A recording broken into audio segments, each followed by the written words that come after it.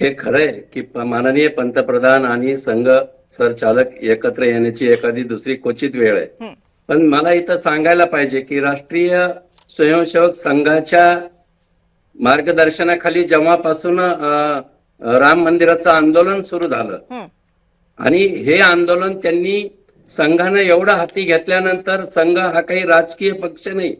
संघ एक राष्ट्रहितासाठी, सांस्कृतिक वादासाठी आणि सामाजिक कार्यासाठी म्हणून एक अराजकीय संघटना म्हणून आमची मातृसंस्था आहे, पण ती अराजकीय संघटना आहे. हं, लाठी गोली खाएंगे मंदिर वही बनाएंगे हे नारे जेव्हा संघाच्या काळात घुमत होते, ते संघाच्या मार्गदर्शनाखाली कारसेवा असतील, वेगवेगळे आंदोलन असतील आणि म्हणून खऱ्या अर्थाने कोटी कोटी लाखो लाखो हजारो कारसेवक किंवा संघ कार्यकर्त्यांचं याच्यामधलं फार मोठं योगदान आहे. हं. आणि म्हणून धर्माचं रक्षण करणारी संघटना म्हणजे संघ.